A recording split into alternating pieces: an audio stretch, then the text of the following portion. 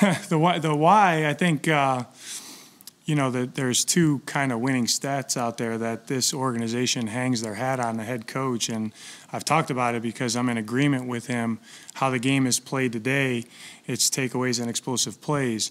But knowing, what you have to do as a defense to affect the game in a positive way, affecting the quarterback is up there. So in and of itself is not a winning stat, but we want to hit and affect the quarterback. And sacks go into that. So our guys are doing a really good job with that, and we'll continue in known pass to win those downs. And sacks, if you just look at that stat, it's really all 11.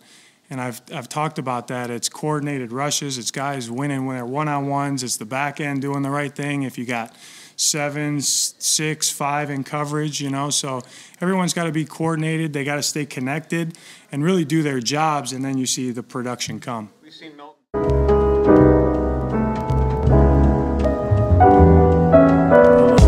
This is Al Kabir, the analyst, and today I'm going to talk about Jonathan Gannon press conference interview today, and just something stuck out to me. I didn't like, man. I just didn't like it.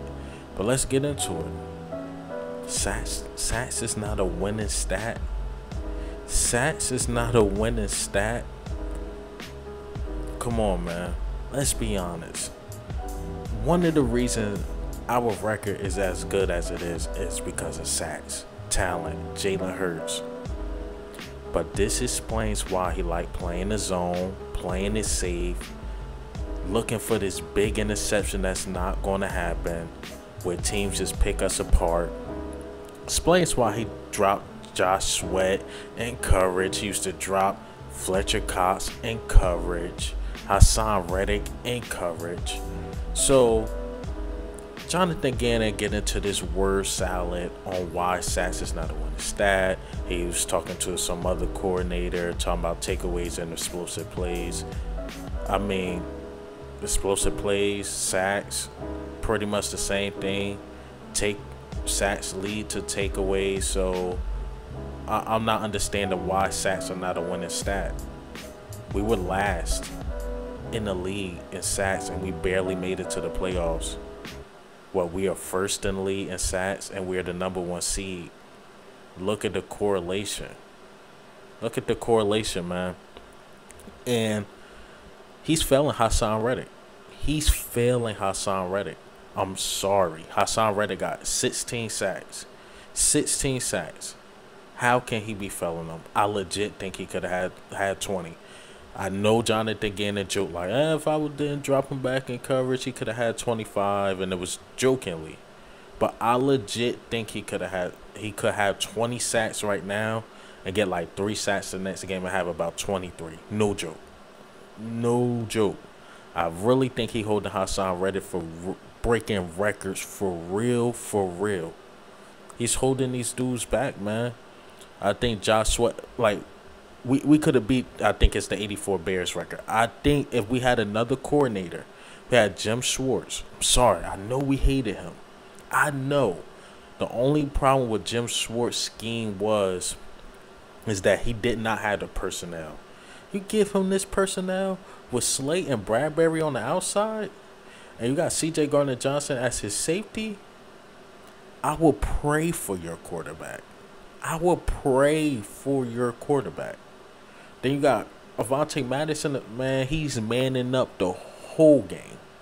The whole game. Andy Dalton is not going, 16 for 16. He's not.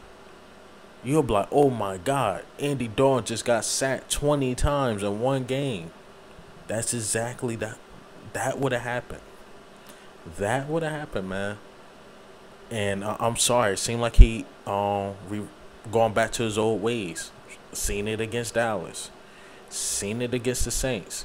Now, the Saints, I give him props because he did hold them to 13. He adjusted in the second half. But, man, do that to Aaron Rodgers now.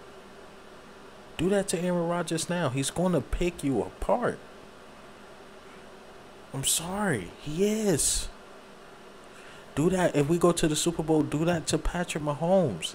He's going to pick you apart. Your zone is not outsmarting these dudes, man. It's not. Sacks are very important. Sacks cause quarterbacks to get happy feet. It causes them to make quick decisions because they don't want to get hit. Sacks are important and it's definitely a winning stat. And like I said, man, look at our record last year and look at our record this year. Yes, our personnel got better, this and that. But sacks are very important. Very important. But I don't know what this guy talking about. Somebody please sign him. Sign him to a head coaching spot, man. Please. And like I said, he's failing Haason Reddick. Not just Haason Reddick. He's failing Josh Sweat. He's failing Brandon Graham. He's failing them edge rushers, man. He's failing them. And I'm saying this with double-digit sacks.